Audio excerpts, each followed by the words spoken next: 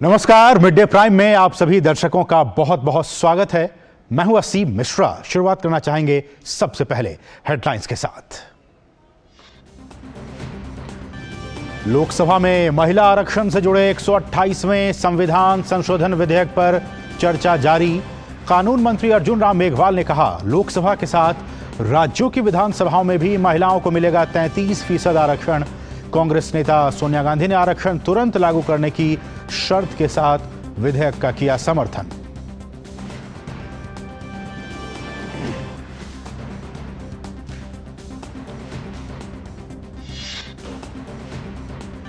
राज्यसभा में चंद्रयान 3 की सफलता पर चर्चा के दौरान नेता सदन पीयूष गोयल ने कहा, पीएम ने वैज्ञानिकों की क्षमताओं के विस्तार के लिए हर संभव किया प्रयास। सभापति ने चर्चा से पहले कहा, भारत के वैज्ञानिक अब विश्व के किसी भी वैज्ञानिक लक्ष्य को हासिल करने में सक्षम।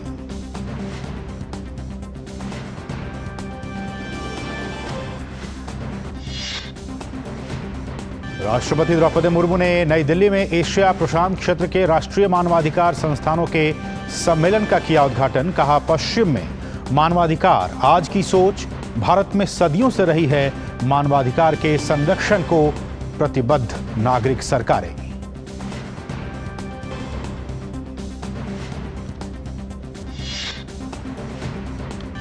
भारत पर आरोप लगाकर अपने ही घर में घिरे कनाडा के प्रधानमंत्री जस्टिन ट्रूडो।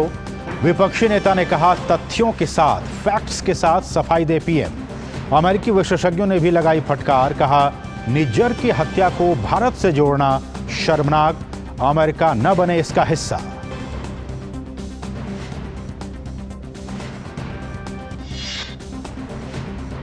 मौसम विभाग ने 3 दिनों तक गांगेय, पश्चिम बंगाल, ओडिशा और झारखंड में अलग अलग स्थानों पर तेज बारिश की संभावना जताई। 22 सितंबर तक देश के पूर्वी हिस्से में हो सकती है हल्की से मध्यम बारिश।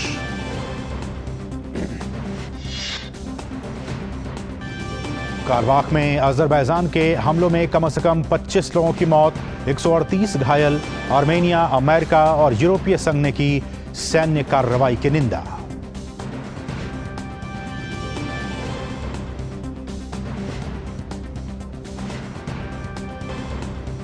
और सबसे पहले बड़ी खबर।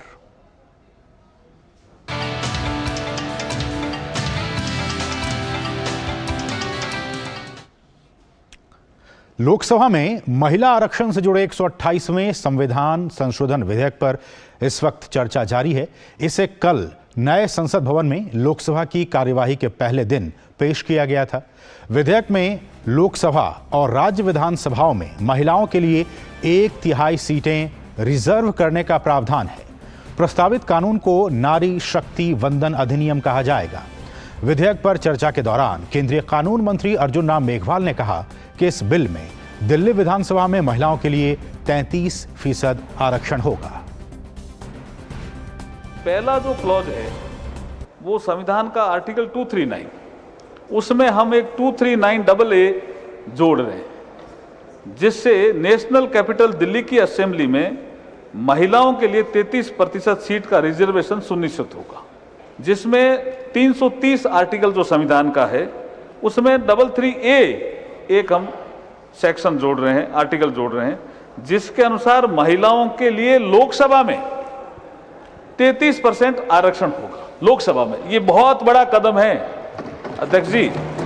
और तीसरा संशोधन बिल के क्लॉज 4 के अनुसार संविधान के आर्टिकल 332 के बाद एक नया आर्टिकल 33A जोड़ा जा रहा है, जिसके अनुसार महिलाओं के लिए स्टेट लेजिस्लेटिव असेंबली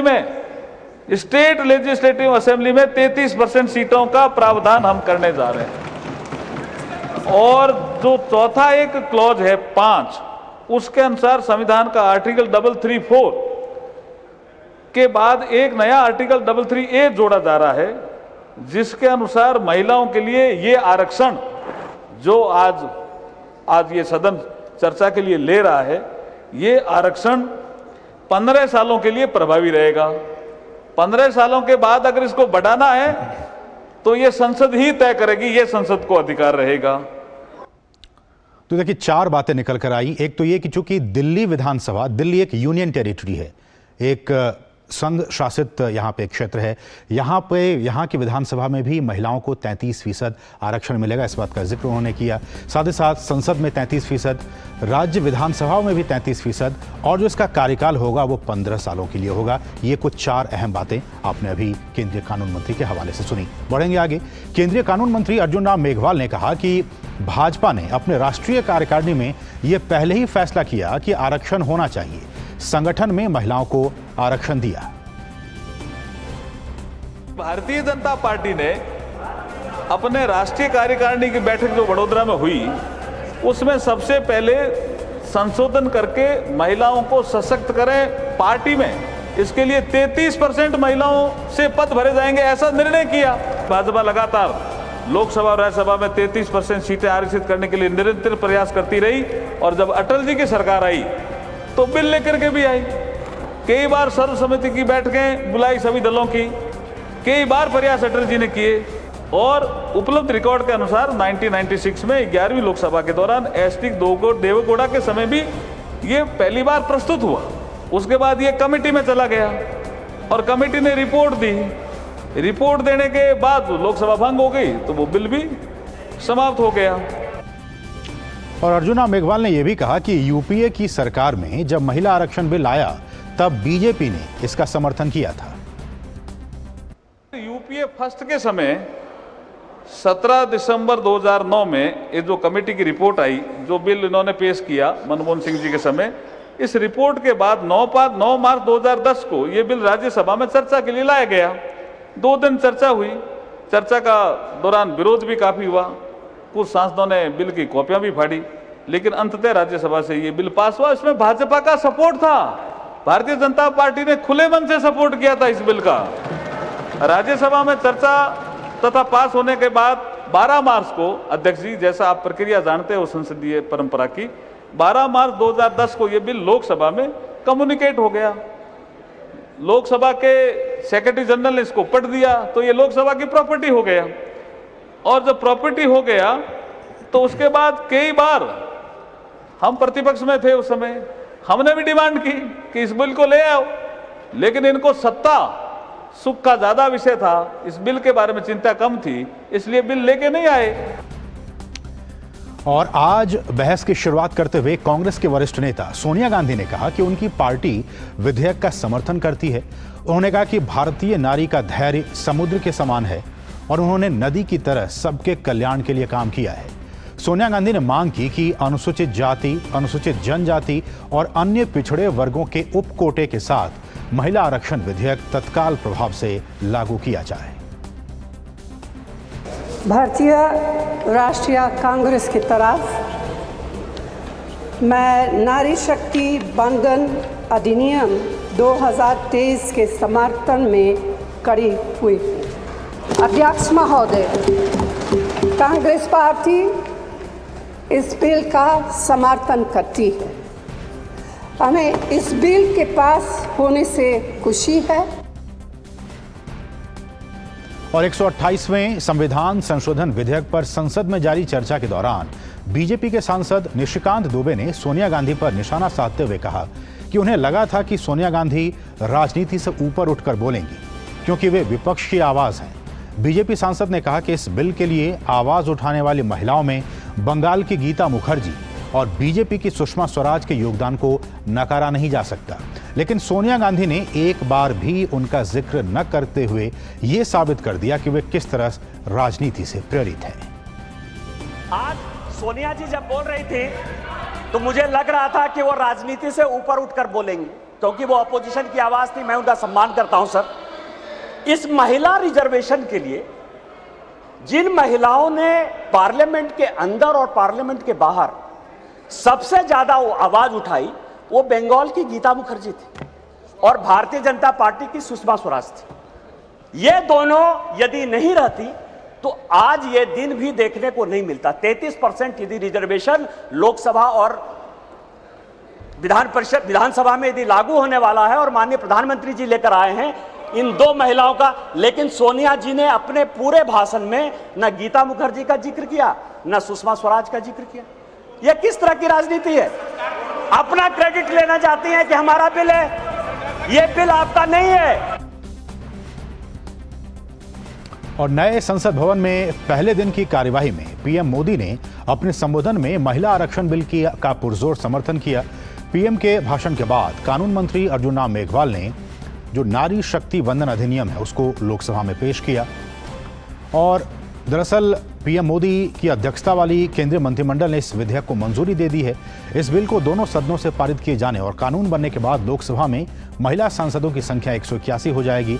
एक बार फिर से चर्चा में आने वाला ये महिला आरक्षण जो बिल है वो पहली बार पेश नहीं किया गया है, आपको बता दें, बल्कि इससे पहले भी कई बार इसे पटल पर पेश किया गया, जिस दौरान कई अराजक दृश्य भी देखने को मिले। दरअसल महिलाओं के लिए संसद में सीटें आरक्षित करने के लिए इस विधेयक को 1996 में HD देवगौड़ा वाली सरकार के नेतृत्व वाली सरकार ने सबसे पहले इसे पेश किया था।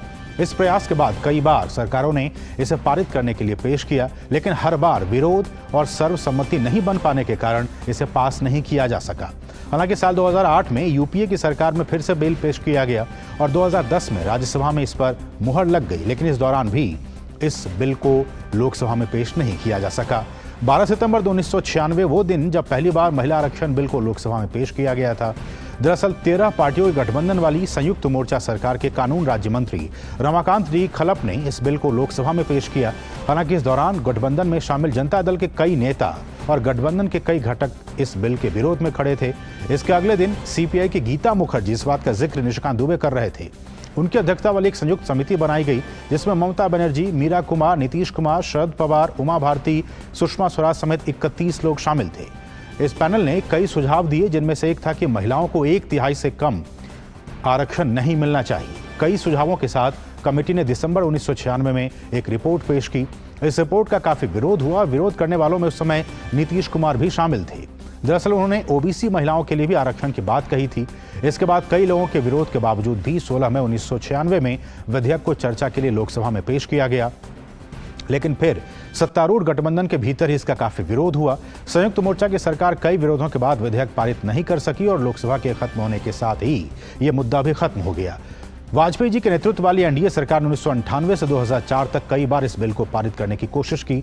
इस दौरान 1998 में पहली बार लोकसभा में अराजक दृश्य भी देखने को मिले, जब बिल के विरोध में हो रहे हंगामे के बीच आरजेडी के सांसद सुरेंद्र प्रसाद यादव ने अध्यक्ष जीएमसी बालायोगी से विधेयक की प्रतियां छीनी और उसे फाड़कर फेंक दिया। ऐसा ही हंगामा उस साल दिसंबर में भी देखने को मिला। दरअसल 11 दिसंबर 1998 को एक बार फिर बिल को पास करने के लिए पेश किया गया। इस दौरान जमकर हंगामा होने लगा और इस बीच स्पीकर की कुर्सी की ओर जाने से रोकने के लिए टीएमसी सुप्रीमो ममता बनर्जी ने समाजवादी पार्टी के सांसद दारोगा प्रसाद सरोज का कॉलर पकड़ लिया। उस दौरान मुलायम सिंह यादव और आरजेडी के सांसद रघुवंश प्रसाद यादव बिल के इतने खिलाफ हो गए थे कि उन्होंने इसे गैर कानूनी करार दे दिया था। इसके बाद 6 मई 2008 को यूपीए सरकार इस संविधान संशोधन बिल को राज्यसभा में लेकर आई और इसे स्टैंडिंग कमेटी के सामने पेश किया गया। इसके बाद 17 दिसंबर 2009 को कमेटी ने बिल पर सहमति जताई। अब तक नीतीश कुमार इस बिल का विरोध कर रहे थे, लेकिन उन्हें यहां यू टर्न लिया और विधेयक के समर्थन में उतर गए। उस दौरान नीतीश कुमार का ये यू टर्न उनके पार्टी के वरिष्ठ सहयोगी शरद यादव के लिए एक बड़ा झटका था, जिसके बाद उन्हें काफी शर्मिंदा होना पड़ा। इसके 2 दिन बाद 9 मार्च 2010 को बिल राज्यसभा में पेश किया गया, जहां 2/3 बहुमत से यानी 186 वोट के साथ इसे पारित कर दिया गया। जहां इसके पक्ष में 186 वोट पड़े, वहीं इसके विरोध में केवल एक किसान नेता शरद जोशी थे। इस बिल के पारित होने के एक दिन पहले भी राज्यसभा में जबरदस्त हंगामा देखने को मिला था। दरअसल उस दौरान सपा के नंद किशोर यादव और कमाल अख्तर तत्कालीन सभापति हामिद अंसारी के मेज पर चढ़ गए। नंद किशोर ने माइक्रोफोन उखाड़कर फेंक दिया। इतना ही नहीं, उस दौरान लालू के लोग कहे जाने वाले राजनीति प्रसाद ने तो विधेयक की एक प्रति फाड़कर सभापति पर ही फेंक दी थी। इनके साथ ही समाजवादी पार्टी के वीरपाल सिंह यादव, लोक जनशक्ति पार्टी के साबिर अली, आरजेडी के सुभाष यादव और निर्दलीय एजाज अली ने भी चर्चा रोकने की कोशिश की। इस हंगामे के बाद इन 7 सांसदों को अनियंत्रित आचरण के लिए निलंबित कर दिया गया और राज्यसभा से बाहर निकाल दिया गया। इसके अलावा टीएमसी ने भी इसके वोटिंग में हिस्सा नहीं लिया और बसपा सांसदों ने वॉकआउट कर दिया। तो ये कुछ इस बिल के संबंधित इतिहास, किस तरह से अराजक इतिहास रहा है, किस तरह से राजनीतिक पार्टियों ने अराजक स्थिति सदनों में पेश किया, चाहे वो लोकसभा की बात हो, राज्यसभा की बात हो, जो बिल की कॉपी उसको फाड़कर फेंकने की कोशिश की। तमाम राजनीतिक पार्टियों का इतिहास इस बिल को लेकर क्या कुछ रहा है, वो हमने आपको इस ग्राफिक्स के जरिए दिखाने की कोशिश की। और इस सब के बीच महिला आरक्षण बिल को लेकर इंडी गठबंधन के दो बड़े दलों राष्ट्रीय जनता दल और जनता दल यूनाइटेड के सुर नहीं मिल रहे हैं। एक और जदयू नेता और बिहार के मुख्यमंत्री नीतीश कुमार ने महिला आरक्षण बिल का स्वागत किया है। नीतीश कुमार ने कहा है कि वो शुरू से ही महिला आरक्षण के हिमायती रहे हैं और बिहार में हमने इसको लेकर ऐतिहासिक कदम भी उठाए हैं। महिला आरक्षण तो जरूरी है, तो हम तो शुरू से मांग कर रहे हैं। आप लोग अगर देखिएगा तो पौराणिक जब हम पार्लियामेंट में थे तभी से हम लोगों का ये है, तब हो रहा अच्छी बात है, लेकिन इसके साथ साथ हमने बहुत सारी बातें कह दी है। ये लागू तो करेंगे नहीं, तो इनको जो करना था एक हो जाना चाहिए था 21 में, हर 10 साल पर होता था, तो हो नहीं रहा है। और वहीं जदयू के सांसद राजीव रंजन सिंह उर्फ लल्लल सिंह ने भी लोकसभा पर बिल जारी चर्चा के दौरान विधेयक के समर्थन की बात कही। हालांकि राजीव रंजन सिंह ने समर्थन के साथ ही जातीय जनगणना की मांग भी सामने रखी है। महिला आरक्षण बिल 2023 का हमारी पार्टी जनता दल यूनाइटेड समर्थन करती है। हम समर्थन इसलिए करते हैं कि हमारा विश्वास है महिला सशक्तिकरण में। लेकिन जो सरकार ने जो बिल लाया है और जो इनकी मंशा है, वो मंशा इनको महिलाओं को सांसद में या विधानसभाओं में आरक्षण देना नहीं है। ये 26 पार्टियों का जो INDA ये बना है, उसका पैनिक रिएक्शन है। और उधर आरजेडी इस विधेयक को लेकर बहुत उत्साहित नजर नहीं आ रही है। पार्टी का मानना है कि यह विधेयक वर्तमान स्वरूप में सामाजिक न्याय नहीं लाने वाला है। ये खोखला है और कमाल की बात यह है कि ये कब से लागू होगा इसकी कोई क्लैरिटी नहीं है। जनगणना ही नहीं हुई, डिलिमिटेशन होगा, हम जातिगत जनगणना की मांग कर रहे हैं। तो एक गांधी जी ने क्रिप्स मिशन के बारे में कहा था, तो ये पोस्ट डेटेड कमिटमेंट है from somebody who has failed, whose credibility is all time low। तो लगातार इस बिल पर जो राजनीतिक प्रतिक्रियाएं हैं वो आ रही हैं। हमारे साथ हमारे सहयोगी अनुज यादव संसद भवन में ही मौजूद हैं। हम उनसे बात करते हैं और जानने की कोशिश करते हैं कि इस वक्त संसद भवन के दोनों ही सदनों में क्या कुछ चल रहा है।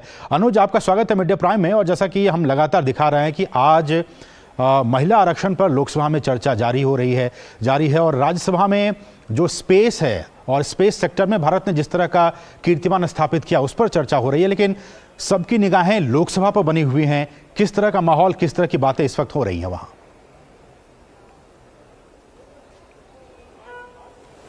देखिए, बिल्कुल असीम, अगर राज्यसभा की बात करें तो जिस तरीके से स्पेस के क्षेत्र में भारत ने ऊंची लगातार छलांग लगाई है और वैज्ञानिकों का एक मान और सम्मान जो है उन्हें प्रोत्साहित करने के लिए जो प्रधानमंत्री नरेंद्र मोदी ने जो लगातार प्रयास किए और चंद्रयान 3 की सफलता, उसको लेकर तो राज्यसभा में चर्चा चल रही है। लेकिन सबसे महत्वपूर्ण और ऐतिहासिक जो विधेयक महिलाओं का 33% को लेकर जो लाया गया है, उस पर अब चर्चा चल रही है। मैं अपने कैमरामैन से चाहूंगा संजीव से कि आपको इस नई इमारत की तस्वीरें भी दिखाएं, क्योंकि ये इसी बिल्डिंग के अंदर, इसी नई संसद के अंदर ये इतिहास बनेगा जिसकी कई दशकों से देश की महिलाएं जो हैं यहाँ पर इसका इंतजार कर रही थी। जी असीम, सबसे बड़ी बात यही है कि अब जितने भी राजनीतिक दल हैं, चाहे उसमें क्षेत्रीय दल हो या राष्ट्रीय दल हो, जिसमें कांग्रेस की जो वरिष्ठ नेता हैं सोनिया गांधी हो, वो भी अब इस बात को कह रही हैं कि वो इस विधेयक का समर्थन करती हैं। लेकिन सबसे बड़ी बात यही है कि कई बार यूपीए की सरकारों में इसको बिल को लेकर लाया गया। भारतीय जनता पार्टी ने जो उस समय विपक्ष में थी, उन्होंने भी इसका समर्थन किया। आखिर ये पास क्यों नहीं हो पाया, ये एक सबसे बड़ा सवाल। अब प्रधानमंत्री नरेंद्र मोदी सरकार के अंदर इस नई संसद में पहला विधेयक जो लाया गया, आज शाम तक इसको चर्चा के बाद इसको पारित कराया जाएगा।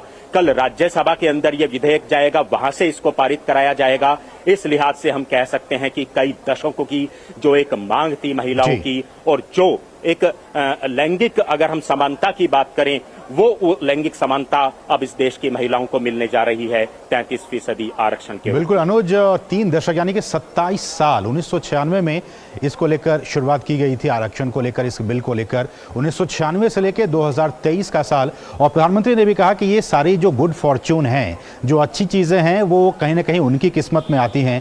महिला आरक्षण को लेकर बीते 27 सालों का जो एक सफर रहा है, उसको कहीं ना कहीं मोदी सरकार ने इसको इंट्रोड्यूस किया, इस पर चर्चा हो रही है। और सबसे अच्छी बात यह कि तमाम राजनीतिक पार्टियों के बीच ये कंसेंसस है कि ये आरक्षण होना चाहिए। लेकिन बहुत से लोग ये भी अनुज कह रहे हैं कि अब सबसे पहले अभी जो डिलिमिटेशन है, एक तो जनगणना की बात हो, जनगणना 2026 तक हम जानते कि नहीं है, 2026 के बाद फिर 2029 का चुनाव होगा, लोकसभा का चुनाव। तो कम से कम हम ये मान सकते हैं, जो राजनीतिक पार्टियां कह रही हैं, कि 2029 से पहले हम महिलाओं को आरक्षण नहीं दे सकते हैं।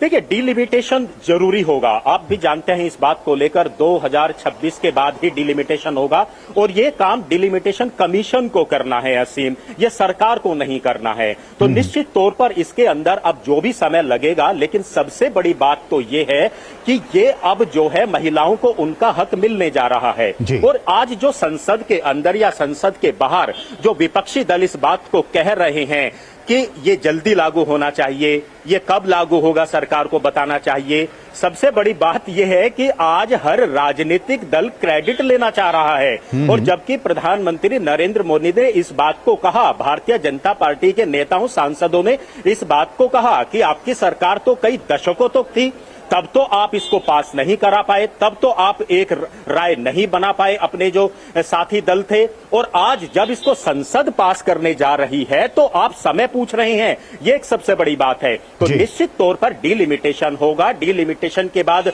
जो डिलिमिटेशन कमीशन है वो अपनी रिपोर्ट देगी, और उसके बाद सबसे बड़ी बात ये भी है असीम कि ये जो आरक्षण मिलेगा वहां ये भी देखा जाएगा कि वहां सपोज कीजिए अनुसूचित जनजाति और जाति की जो महिलाएं हैं, अगर उनको वहां पर टिकट मिलेगा आपकी विधानसभाओं में या लोकसभा के अंदर, तो उनके अनुपात के हिसाब से मिलेगा। जहां उनकी संख्या ज्यादा होगी वहां उनको प्रतिनिधित्व करने का मौका दिया जाएगा। तो निश्चित तौर पर ये सारी प्रक्रियाएं होंगी। उस प्रक्रियाओं के बाद ये अमली जामा इस विधेयक को पहनाया जाएगा, और ये अब बहुत समय इसके अंदर नहीं लगेगा। 2029 के जो लोकसभा चुनाव होंगे, माना जा रहा है कि इसकी शुरुआत वहां से होगी।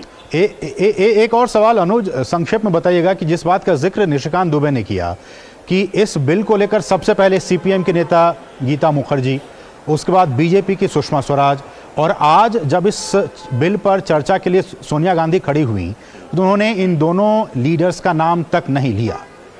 इसको कैसे देखा जाए? देखिए, निश्चित तौर पर उनका कहने, निशिकांत दुबे ने जो कहा, उनका यही मकसद था कहने का कि निश्चित तौर पर जिन्होंने महिलाओं के हकों की आवाज को उठाया है संसद के अंदर और संसद के बाहर, उनको क्रेडिट देना चाहिए था। आज सोनिया गांधी भी खुद एक महिला हैं और लंबे समय तक जो है कांग्रेस की यहां पर सरकार रही है। उनको एक महिला होने के नाते और देश की सांसद होने के नाते उनको क्रेडिट देना चाहिए था, चाहे उसमें सुषमा स्वराज हो या गीता मुखर्जी हो। निश्चित तौर पर महिलाओं को आरक्षण देने की बात सबसे पहले महिलाओं ने उठाई थी। अगर सोनिया गांधी अपने मुख से संसद के अंदर इस बात को कह दी तो आज निश्चित तौर से राजनीति से परे बात होती और निश्चित तौर पर एक अच्छी परंपरा भी दिखाई देती। चलिए, बहुत बहुत शुक्रिया अनुज, इन तमाम ताजा अपडेट्स को संसद भवन परिसर से हम तक पहुंचाने के लिए आपका बहुत बहुत शुक्रिया। बढ़ेंगे आगे और रुकेंगे एक बहुत ही छोटे से ब्रेक के लिए। आप देखते रहिए DD news.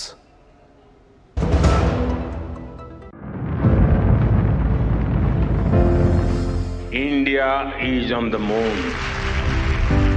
We have our national pride placed on the moon. ये आज का भारत है, निर्भीक भारत, जुझारू भारत। प्रधानमंत्री जी का संकल्प है देश में साइंस और टेक्नोलॉजी की सदी बनाने का।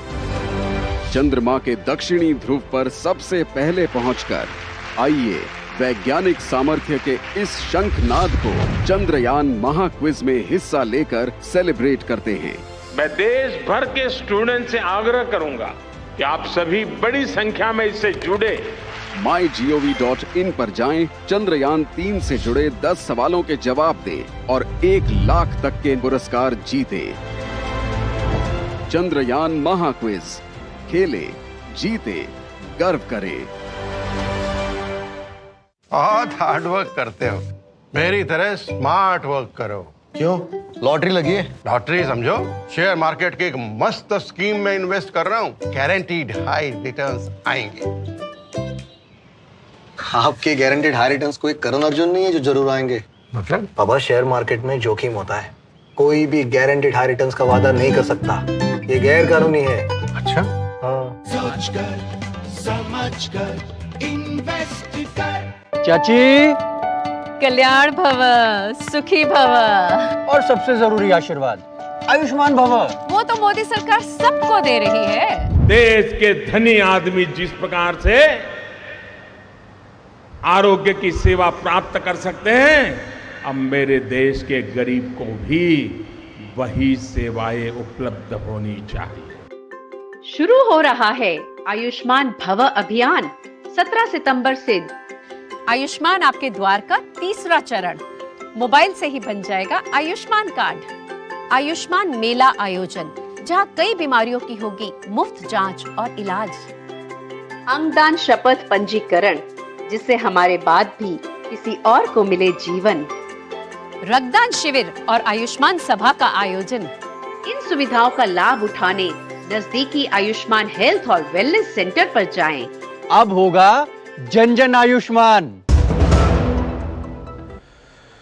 और ब्रेक के बाद आपका फिर से स्वागत है और बात करेंगे राज्यसभा की कार्यवाही की। देखिए, राज्यसभा में चंद्रयान 3 की सफलता और अंतरिक्ष क्षेत्र में भारतीय वैज्ञानिकों के बढ़ते हुए कदम पर चर्चा से पहले राज्यसभा के सभापति ने कहा कि यह भारत के लिए गौरवशाली पल है, जबकि भारत के वैज्ञानिकों ने पूरी दुनिया के सामने भारत की क्षमता को स्थापित किया है।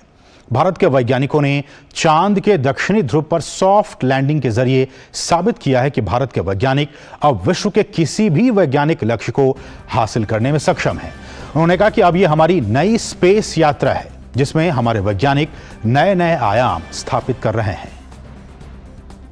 Glorious accomplishments of our space scientists.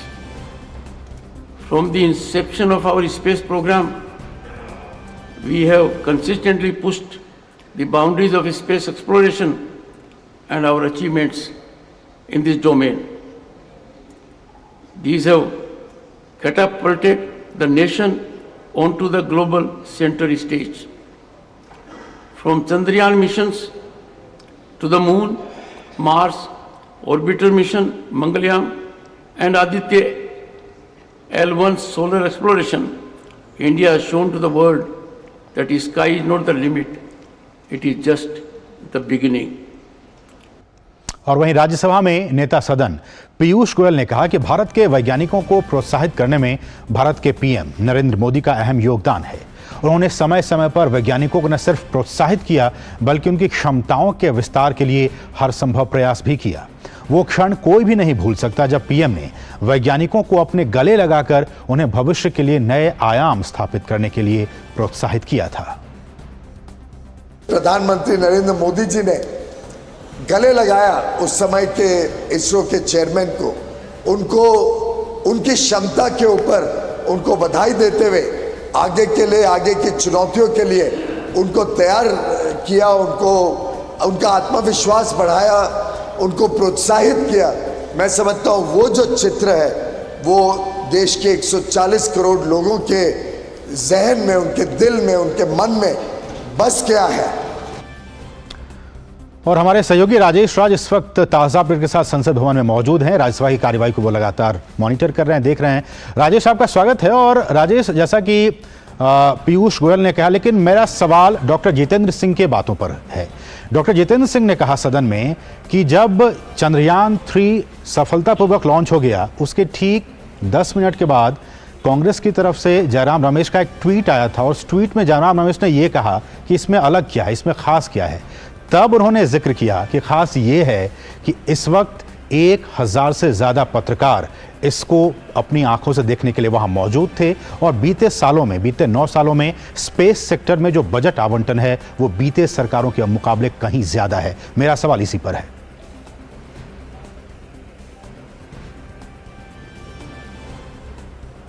देखिए, निश्चित तौर पर प्रधानमंत्री नरेंद्र मोदी जिस तरीके से अपने देश के वैज्ञानिकों का हौसला बढ़ाते हैं, जिस तरीके से वो लगातार उनकी पीठ थपथपाते हैं, उसको लेकर कहीं ना कहीं जो हमारे वैज्ञानिक हैं या जो कॉमन पीपल हैं उनका हौसला बुलंद होता है। आपको याद हो कि जब पिछली बार हम इस मामले में थोड़ा असफल हो गए थे तो कैसे उन्होंने इसरो अध्यक्ष को गले लगाकर उनको ढाढ़स बंधाने का काम किया था। और इस बार जब इसरो के अध्यक्ष को ये कामयाबी हाथ लगी तो वो विदेश दौरे से सीधे जो है वो बेंगलुरु पहुंचते हैं और वहां जाकर वैज्ञानिकों की पीठ थपथपाते हैं। तो कहीं ना कहीं भारत सरकार ने जिस तरीके से चंद्रयान की कामयाबी और चंद्रयान के कामयाब होने के पीछे की जो कहानी है उसको जिस तरीके से भारत के प्रधानमंत्री के नेतृत्व में उसको जिस तरीके से संभालने, सजाने और संवारने का काम किया है, उसकी चर्चा पहले बाहर थी, सड़क पर थी, अब उसकी चर्चा संसद में हो रही है।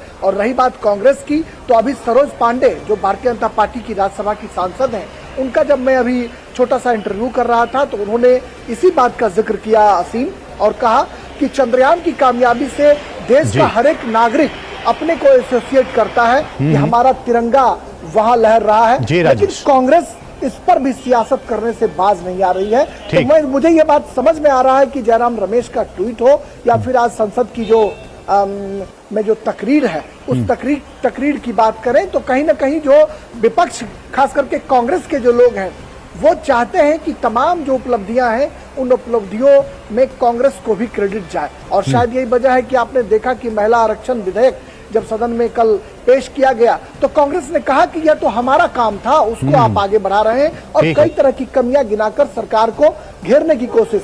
तो विपक्ष का काम है सत्ता का आंख खोलना, सत्ता को जगाना, लेकिन रचनात्मक विरोध के जरिए आंख जगाना जो है वो उनका काम है। लेकिन जिस तरीके से 1 मिनट मैं आपको रोकना चाहूंगा राजेश, इसलिए कि जब डॉक्टर जितेंद्र सिंह जो केंद्रीय मंत्री हैं उन्होंने बयान दिया कि बीते सालों के मुकाबले मोदी सरकार में बीते 9 सालों में जो स्पेस का बजट है वो किस तरह से उसमें कितनी वृद्धि हुई है, वो मैं बाइट्स अपने दर्शकों को सुनाना चाहता हूं, फिर आपके पास लौटता हूं।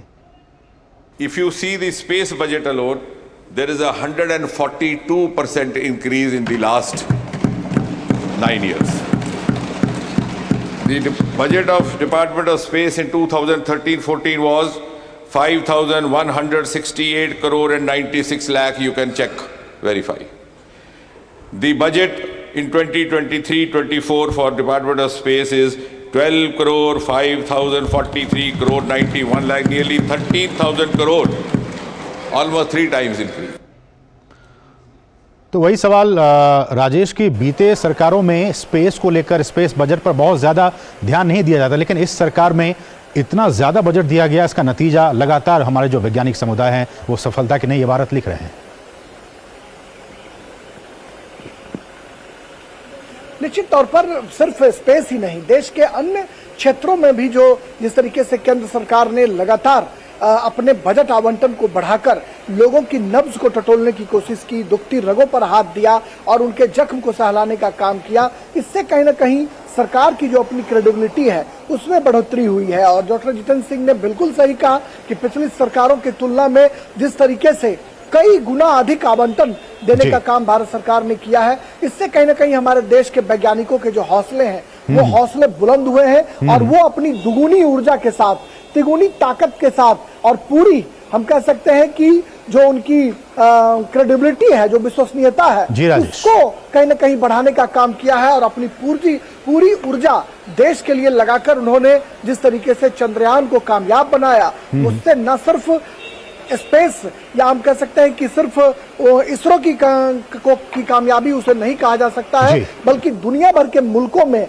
हिंदुस्तान का परचम जिस तरीके से चंद्रमा पर लहरा है, उससे हिंदुस्तान की साख जो है दुनिया भर के मुल्कों में स्थापित हुई है, बड़ी है। शुक्रिया राजेश, सराहना चारों तरफ हो रही है। चलिए बहुत बहुत शुक्रिया इन तमाम ताजा अपडेट्स को संसद भवन से हम तक पहुंचाने के लिए। राजेश राज, आपका बहुत बहुत शुक्रिया। बढ़ेंगे आगे और हम कहेंगे एक और बहुत ही छोटे से ब्रेक के लिए। आप देखते रहिए डीडी न्यूज।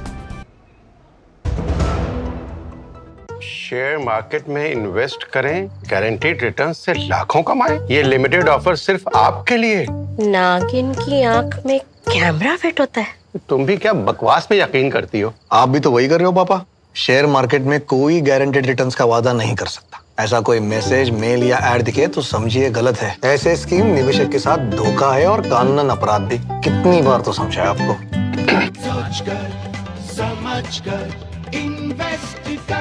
चाची, कल्याण भव, सुखी भव, और सबसे जरूरी आशीर्वाद, आयुष्मान भव। वो तो मोदी सरकार सबको दे रही है। देश के धनी आदमी जिस प्रकार से आरोग्य की सेवा प्राप्त कर सकते हैं, अब मेरे देश के गरीब को भी वही सेवाएं उपलब्ध होनी चाहिए। शुरू हो रहा है आयुष्मान भव अभियान 17 सितंबर से। आयुष्मान आपके द्वार का तीसरा चरण।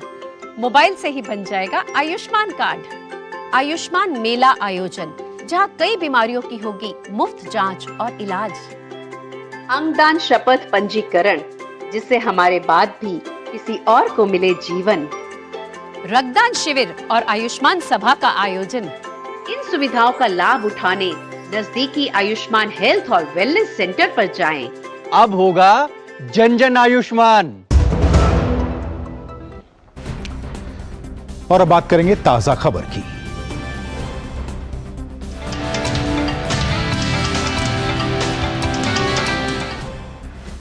भारत सरकार पर आरोप लगाकर कनाडा के प्रधानमंत्री जस्टिन ट्रूडो अपने ही घर में घिरते हुए जा रहे हैं। भारत पर लगाए गए ट्रूडो के आरोपों पर विवाद थमने का नाम नहीं ले रहा है।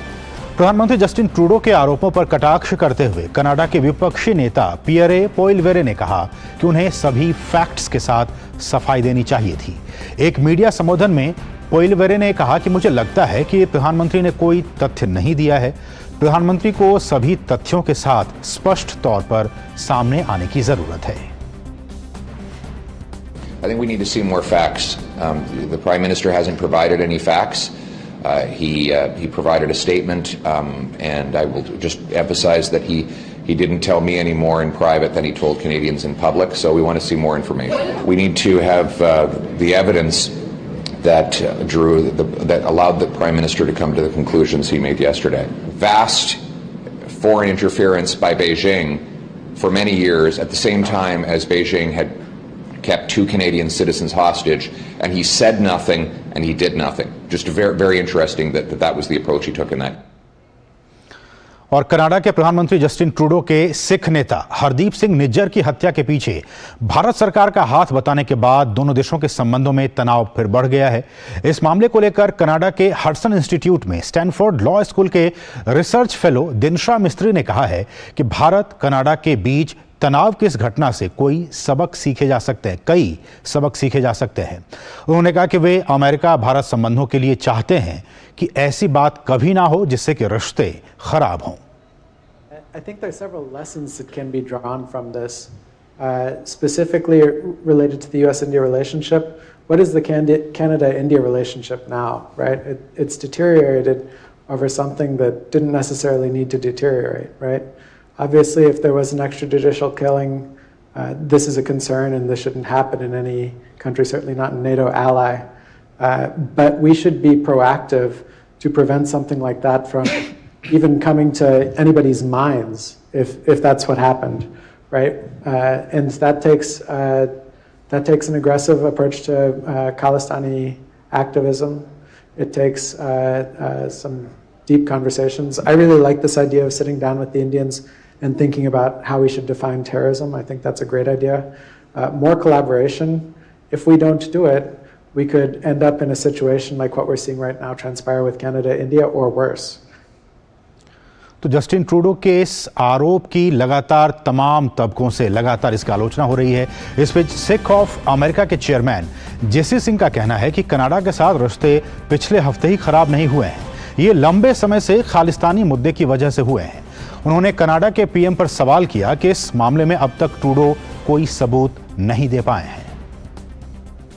The relationships with Canada is not deteriorated just last week. It has been going on. It has been building up. because of the Khalistani issue for a long time. I used to think that we are probably overreacting to the Khalistani issue in Canada because they are very small numbers. But it has become what Prime Minister Trudeau said in India after meeting with Prime Minister Modi was a much balanced statement. And I don't know what happened when he got back. If he had the same information back then, why didn't he said that publicly while he was there? I don't know what political games are going on. But right now, I think it's too early. Both countries have kicked out diplomat in tit for tat. और इस चर्चा में Michael Rubin ने कहा कि भारत और Canada के मसले पर अमेरिका सामने नहीं आएगा। उन्होंने कहा कि अमेरिका ट्रूडो के बयान पर कोई भी विवादास्पद कदम नहीं उठाएगा क्योंकि शुरू से ही अमेरिका ऐसा करता रहा है। Sometimes in Washington, what isn't said is as important as what is said, and the fact that the United States hasn't come out and affirmed what Justin Trudeau was hinting at, I do think is important. Now, what should the United States do? If Justin Trudeau wants to become an Olympic hole digger, then perhaps the United States' role would be to provide a ladder to help him climb out of it. और वहीं भाजपा के नेता वैजयंत जय पांडा ने Canada पर हमला बोलते हुए कहा कि वो अपने धरती पर आतंकवाद को बढ़ावा दे रहा है। इससे कनाडा में भी अलगाववाद को बढ़ावा मिल रहा है। सैकड़ों कनाडाई नागरिकों की हत्या अलगाववाद के पोषण के कारण हुई है। कनाडा में स्वयं क्यूबेक आंदोलन जैसे अलगाववादी आंदोलन हैं। कनाडा सरकार उन लोगों को समान स्वतंत्रता नहीं देती है जो क्यूबेक के लिए स्वतंत्रता चाहते हैं। वे क्यूबेक अलगाववादियों के लिए जनमत संग्रह की अनुमति नहीं देते हैं। कनाडा खालिस्तानी अलगाववादियों के हिंसा के कृत्यों का जश्न मनाने की भी अनुमति देता है। ये स्वीकार्य नहीं है, ये सभ्य नहीं है। The tweet was of course done sarcastically, but there is a grain of truth in it. Canada has been professing all these liberal values like freedom of speech, but they have been appeasing and patronizing and supporting terrorists on their soil. And these terrorists, they are not just targeting India. They have killed hundreds of Canadian citizens themselves. Canada itself has separatist movements, such as the Quebec separatist movement. They don't allow the same freedom to those who want to have independence for Quebec. They don't allow a referendum for Quebec separatists, and yet they have no problem allowing Khalistani separatists and terrorists to not only have to try to have this referendum on Canadian soil, but also to celebrate acts of violence. They have had tableaus celebrating the assassination of an Indian Prime Minister. This is not acceptable. It's not civilized. और इस पूरे मामले पर हमारे साथ एक पूर्व राजनयिक अमृत लोगुन जी इस वक्त मौजूद हैं। अमृत जी, आपका बहुत बहुत स्वागत है मीडिया प्राइम में। और जैसा कि हम इस पूरे मामले को लेकर विस्तार से चर्चा कर रहे हैं, आपकी प्रतिक्रिया कि कनाडा और कनाडा के पीएम की आखिर क्या मजबूरी है कि एक संसद में, वहाँ के संसद में वो इस तरह का बेसलेस, फैक्टलेस बयान देते हैं। अगर, जैसा कि विपक्ष कह रहा है कि अगर ये जो आरोप वो लगा रहे हैं, अगर वो उसको सिद्ध नहीं कर पाए, साबित नहीं कर पाए, तो राजनीतिक तौर पर भी बहुत बड़ा नुकसान जस्टिन ट्रूडो को झेलना पड़ सकता है। जी हाँ, ये बहुत ही नेगेटिव जो घटना, ये जो स्टेटमेंट आई थी, क्योंकि यदि आपको इस स्टेटमेंट इस तरह के देते हैं और बिना किसी सबूत के, तो एक बहुत बड़ा रिस्क लेते हैं, बहुत बड़ा जोखिम ले रहे हैं। और अभी तक कोई सबूत नहीं आया, लेकिन उसकी वजह से पहले उन्होंने हमारे एक राजनयिक को बाहर किया, मतलब पर्सनल नॉन ग्रेटा जो डिप्लोमेटिक लैंग्वेज में कहते हैं, और भारत को भी उसी तरह से अमृत जी मैं आपको रोकना चाहूंगा क्योंकि बहुत ही महत्वपूर्ण इस वक्त गतिविधियां लोकसभा में हो रही हैं। इस वक्त अनुप्रिया पटेल महिला आरक्षण बिल पर क्या कुछ कह रही हैं, आइए इसलिए रुख करते हैं लोकसभा का। आर्थिक सर्वेक्षण भी बताते हैं कि हमारे राज्य की विधानसभाओं से लेकर हमारे देश की लोकसभा में, देश की संसद में महिलाओं की भागीदारी बहुत कम है, और इसलिए महिला आरक्षण विधेयक समय की जरूरत है।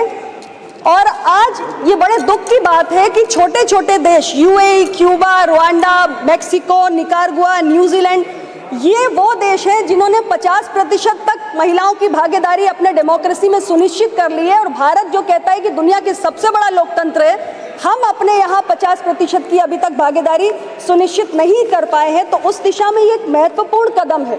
और बाबा साहेब अम्बेडकर ने कहा था कि political power is the key to social progress. हमने देखा है कि हमने अर्बन लोकल बॉडीज में, पंचायती राज संस्थाओं में जब अपने देश की महिलाओं को भागीदारी दी, तो हमारी महिलाओं ने ग्रामीण क्षेत्रों में, शहरी क्षेत्रों में कितना उल्लेखनीय कार्य करके दिखाया है।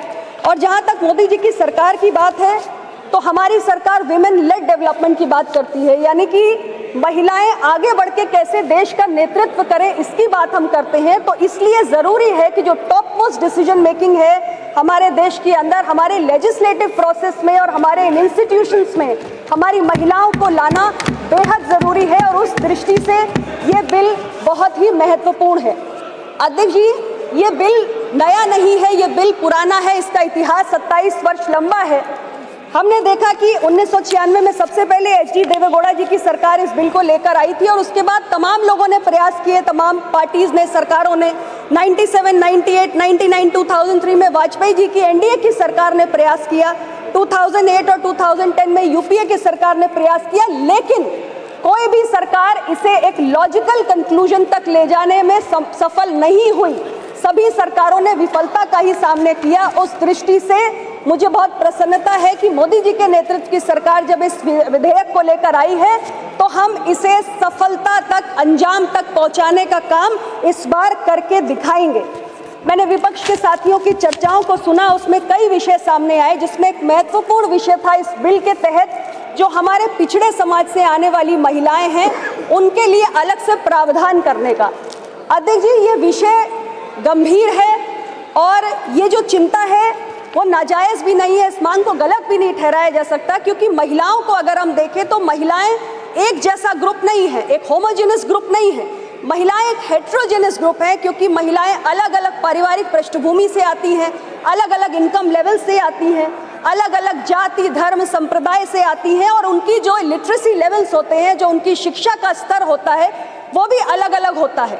और हमारी जो सामाजिक संरचना है, उसमें जो हमारे पिछड़े वंचित समाज से आने वाली महिलाएं हैं, निश्चित रूप से वो हाशिए पर हैं और उनके लिए चुनौतियां अलग किस्म की हैं, उनके लिए चुनौतियां अधिक भी हैं, और इसलिए उनके लिए ज़्यादा संरक्षण की मांग भी समय समय पर होती रहती है। हमारी सरकार के बारे में मैं ज़रूर कहना चाहूँगी कि मोदी जी के नेतृत्व में ओबीसी के हितों को साधने के लिए कई ऐतिहासिक फैसले इन 9 वर्षों में हुए हैं, और एक सहयोगी दल की नेता होने के नाते मुझे पूरा भरोसा है कि हमारे पिछड़े वंचित समाज से आने वाली महिलाओं के अधिकारों को संरक्षित करने की दिशा में प्रधानमंत्री जी जरूर कुछ ना कुछ विचार कर रहे होंगे और इसको सुनिश्चित करने के लिए भी कोई काम जरूर करेंगे।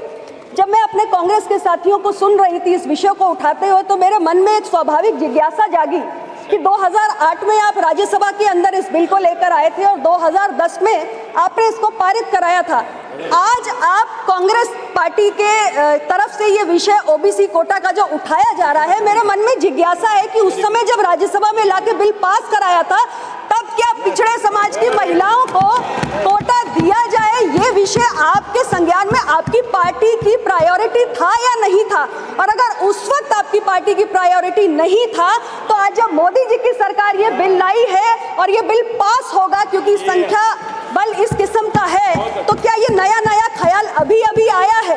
हालांकि ये विषय महत्वपूर्ण है, मैं इस बात को दोबारा दोहराऊंगी, लेकिन स्थिति स्पष्ट होनी चाहिए कि हम अपने आवरण बार बार बदल नहीं सकते हैं। अध्यक्ष महोदय, ये मैं जरूर कहना चाहती हूँ। मैंने एक और बात देखी है अध्यक्ष जी कि हमारे कई साथियों ने बार बार कहा कि चुनाव है 2024 का, 2024 का चुनाव है। सर्वदलीय बैठक में मैं सुन रही थी, कई सारे हमारे साथी महिला आरक्षण विधेयक लाने की मांग कर रहे थे। तो अब मैं देखती हूँ एक अजीब स्थिति है कि अगर सरकार इस बिल को पेश नहीं करती तो आप कहते हैं कि आप तो महिला विरोधी, आप तो महिला की चिंता नहीं करते, आप महिला के प्रतिवादा पूरा नहीं करते, और जब सरकार बिल ले आई है तो आप कहते हैं कि अभी 2024 के आप चुनाव को देखकर लाए हैं, चुनाव में इसका फायदा नहीं मिलेगा। अध्यक्ष जी, हर फैसला संसद में बैठकर किसी चुनाव को देखकर नहीं किया जा सकता। आज हमने एक अच्छी शुरुआत की है, हमने एक अच्छी पहल की है, और इसे अगर हमें अंजाम तक पहुंचाना है तो इसकी एक पूरी प्रक्रिया है, उस प्रक्रिया का पालन हमें करना पड़ेगा। हम जानते हैं कि 2011 के आंकड़े हमारे सामने नहीं है। 2001 में हमारी सेंसस हुई, उसके बाद एक लंबे समय तक हमने सेंसस की एक्सरसाइज नहीं करवा पाई है, बीच में कोविड की भी बाधाएं रही, तो हमारे पास जो जनगणना के आंकड़े हैं वो बेहद पुराने हैं और उसके आधार पे हम डिलिमिटेशन नहीं कर सकते, हम एडिशनल सीट्स जनरेट नहीं कर सकते। इसलिए हमें इस संवैधानिक प्रक्रिया का पालन करना पड़ेगा और हमें नए सेंसस एक्सरसाइज के साथ डिलिमिटेशन करते हुए एडिशनल सीट्स क्रिएट करनी होंगी, जिसमें हमारी और जो महिलाएं हैं उनको इसमें आने का मौका मिले।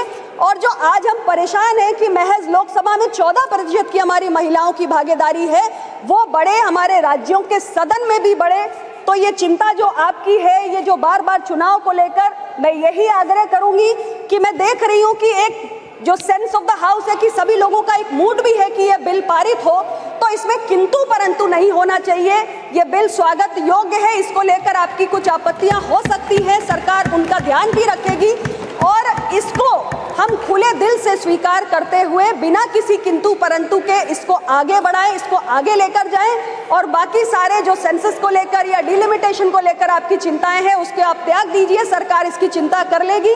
आपने मुझे समय दिया, मैं बहुत बहुत आभारी हूँ और इस बिल को लाने के लिए पुनः मैं अपने देश के प्रधानमंत्री, हमारे सरकार के मुखिया माननीय श्री नरेंद्र मोदी जी को हृदय से आभार व्यक्त करता हूँ। धन्यवाद।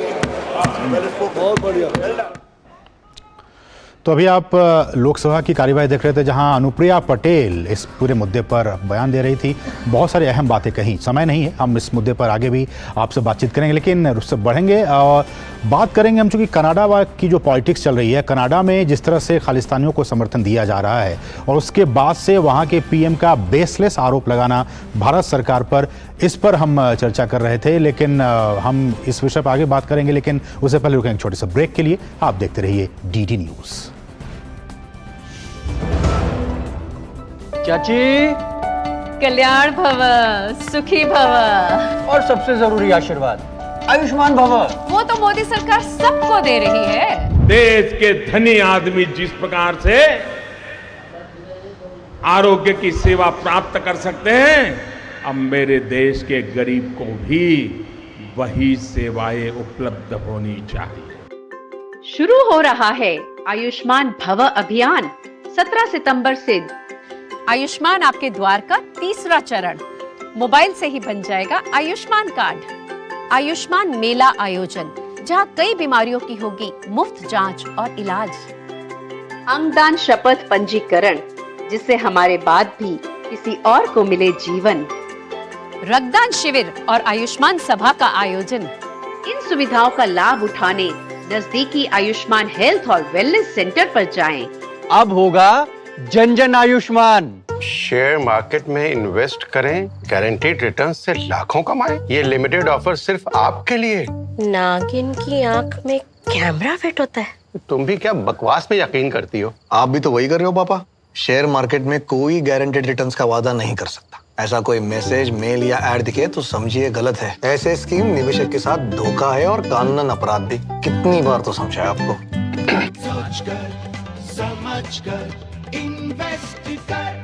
मलेरिया का कारण रुके हुए पानी में पैदा होने वाला एनोफिलीज मच्छर। आसपास पानी का जमाव नहीं तो मच्छर और मलेरिया भी नहीं। सिर दर्द, बदन दर्द, बुखार आदि लक्षण नजर आने पर स्वास्थ्य कर्मी से संपर्क करें। गर्भवती महिलाओं और बच्चों के लिए विशेष सावधानी जरूरी है। इलाज में देरी से मलेरिया जानलेवा भी हो सकता है। सरकारी अस्पतालों में मलेरिया की जांच व इलाज मुफ्त है।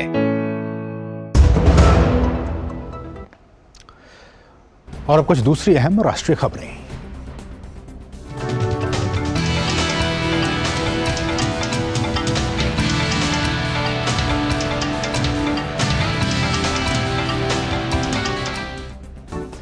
राष्ट्रपति द्रौपदी मुर्मू ने नई दिल्ली में एशिया प्रशांत फोरम की 28वीं वार्षिक आम बैठक और द्विवार्षिक सम्मेलन को संबोधित किया। सम्मेलन को संबोधित करते हुए राष्ट्रपति ने कहा कि मानवाधिकारों की रक्षा करना हमारा कर्तव्य है। उन्होंने कहा कि सभी मनुष्य एक समान हैं और सबके अधिकारों की रक्षा हमारा दायित्व है। All men are born free and equal is the beginning of the Universal Declaration of Human Rights. It was then India's representative Hansaben Mehta, a disciple of Mahatma Gandhi and freedom fighter, who suggested changing it to all human beings are born free and equal. Thoughts were also critical in shaping the draft of the Universal Declaration of Human Rights. He influenced the human rights discourse. It was under his influence that the notion of human rights came to be expanded from basic necessities of life. और अब खेल जगत की खबरें।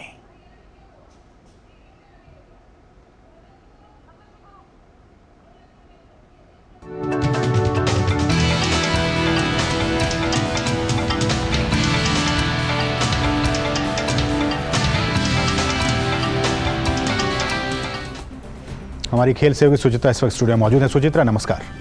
नमस्कार असीम। और एशियाई खेलों की हम पहले बात कर लेते हैं। एशियाई खेलों के आधिकारिक आगाज से पहले जारी वॉलीबॉल के मुकाबलों में आज भारत और दक्षिण कोरिया आमने सामने होंगे। वहीं कल खेले गए वॉलीबॉल के पहले मैच में भारत ने कंबोडिया को 3-0 से हराकर अपने अभियान की शुरुआत जीत के साथ की थी।